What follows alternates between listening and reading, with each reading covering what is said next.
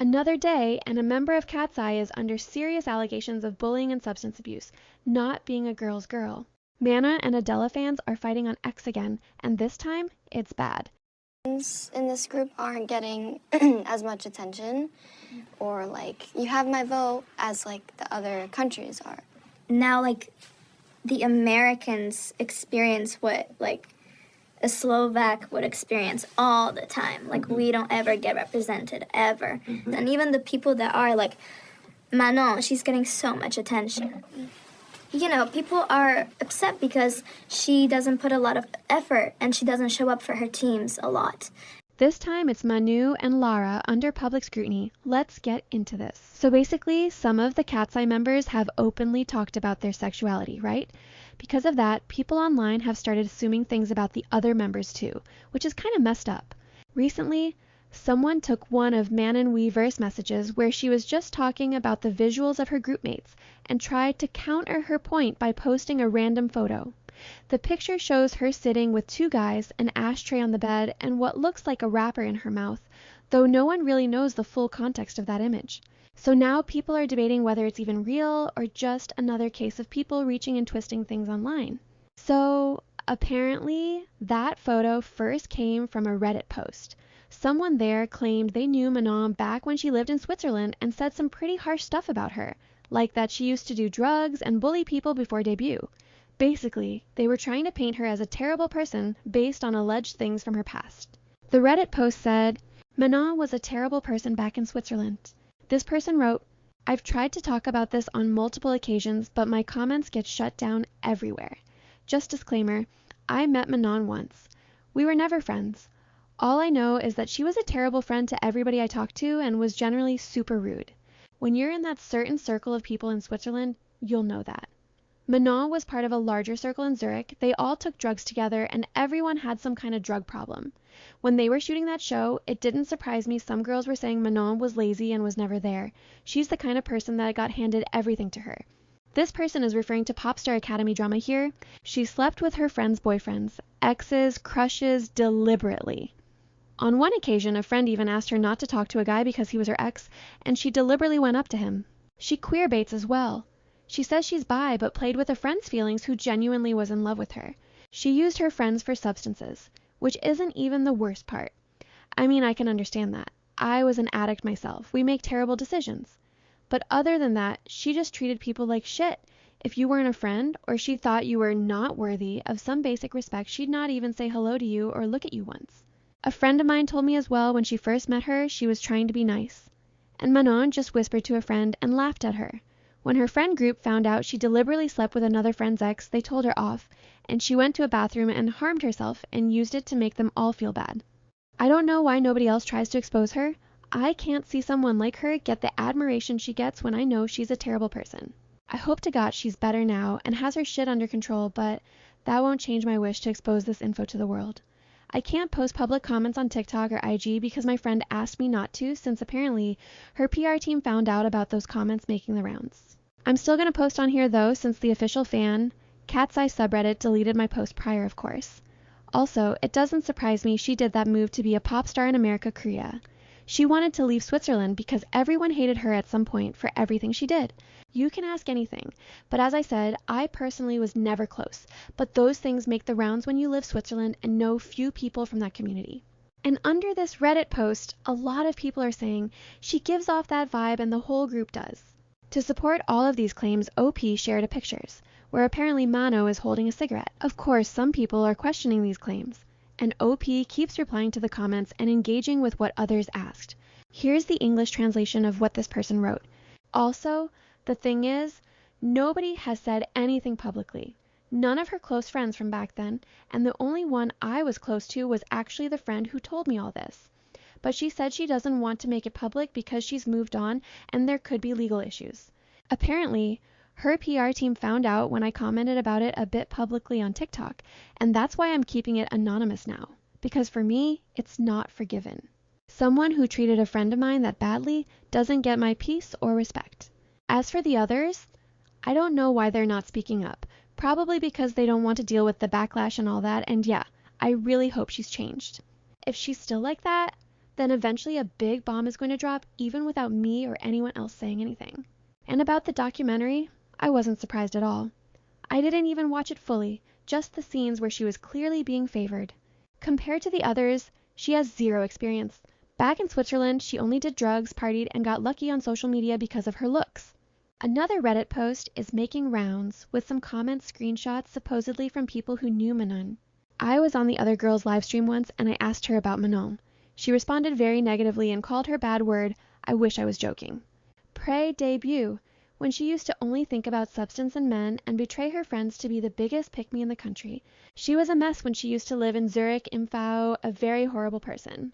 Of course, Manon stans are not having it. If I give you my honest reaction while reading this post, I felt like somebody who is into K-pop made a list of things that can get a K-pop idol canceled, and they added all of that into this post. Smoking, substance abuse, boyfriends cheating and bullying and whatnot. And most importantly, this person in their very first line said, she doesn't know Manon personally. They only meet once. And all these allegations are from a second or third person they know. I really don't know to what extent I can believe this post. The post feels like a script from Euphoria. The picture and screenshots aren't even convincing enough. I think it's the fact you're trying to diss her for a normal teenage life in Europe with a photo that nobody really knew existed. Outing yourself as a Manon fan yourself with this one. So Manon fans aren't buying any of this. But this situation is getting worse because of the active fan war. Manon and Adela fans are fighting on X again, and this time, it's bad.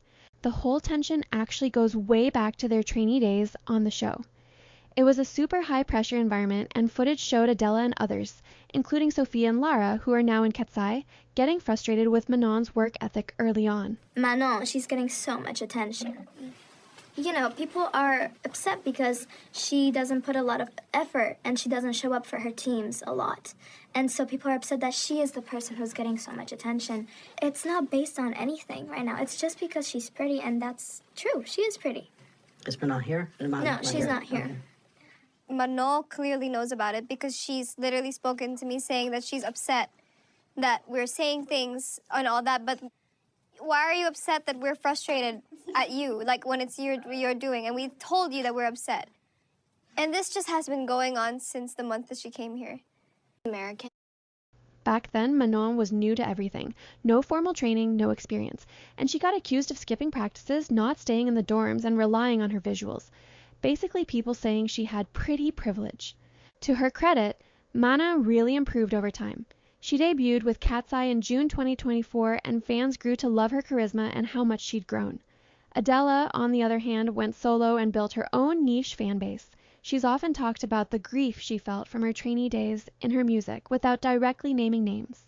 In real life, though, it seems like everyone's moved on. Katseye members like Lara, Megan, and Sophia still hang out with Adela, and Manon herself has said there's no beef between them. But online, that's a whole other story. Adela supporters and Manon fans have basically kept this one-sided fan war alive. Every time Adela drops new music or Manon trends, the tension reignites. What started it this time? In early November, Adela tweeted about receiving hate, saying people attack her looks and spread lies, especially men, and she called it hating me into success. Manon and Katseye fans saw that as shade. They linked it to her past comments about misogyny that, according to them, seemed to exclude black women like Manon. They started quoting old Dream Academy clips and accused Adela of enabling toxic fan behavior. One viral post said, "It's funny that you want to talk about misogyny when this is how you've enabled your fans to behave. But for you, feminism has never included black women, which we already knew based on how you acted in that documentary." Of course, Adela fans fired back, calling Manon stans schizophrenic for bringing up 2-year-old teen drama. Some even crossed the line into slut-shaming Manon over this picture that viral Reddit post shared, which people pointed out might have been taken when she was still a minor. Joked about Adela discourse in November 2025. And well, it aged like milk. Now it's gotten so obsessive that people are comparing it to Beliebers versus Selenators levels of fandom war. Recent triggers are Lara posting pics with Adela and Camilla, which Manon fans called disloyal, Manon missing a few schedules, which people blamed on Adela's curse, and just general online boredom. Posts like IDK why it's so funny watching Manon fans fighting with Adela fans started going viral. And by November 12th, it's just a total mess. Adela stans are saying stop hating unprovoked, while Manon stans are like, you started it years ago. No one's really winning here. It's just gotten way too deep for something that started over a survival show years ago. Yesterday, Lara was being called pretentious. Katseye recently did a video with LAD Bible. During the interview, the members were asked if they would perform with the Spice Girls or Destiny's Child. Spice Girls are iconic, but it's just like Destiny's Child is my my goats. Like they're my one, you know. Which Destiny's Child song? If you got one. Oh, that's really hard. We were all. No, yeah. One of the members who picked Destiny's Child, and when asked about her favorite song, she hesitated for a second until both she and Sophia mentioned Motions at the same time, and Lara explained that they sang that track a lot. Yet, one viral tweet labeled Lara pretentious, claiming she was trying to impress with her answer. The tweet garnered a lot of attention and directed a lot of hate and criticism towards Lara. This is what happens when you're just chronically online and try to leech off artists you never even listened to.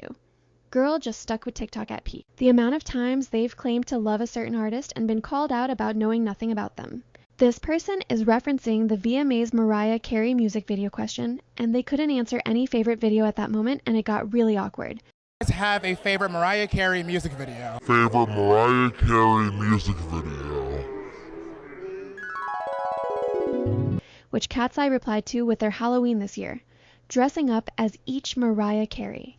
When you're in a who's the most performative person ever competition, but lararaj is your opponent. And girl, this is just so embarrassing. Fans defended Lara with a pre-debut video of her singing the Destiny's Child. And of course, Katseye got 2 Grammy nominations this year, and since then, they have seen receiving a lot of hate from different fandoms. Well, that's all I have for today. See you guys with another update on Katseye.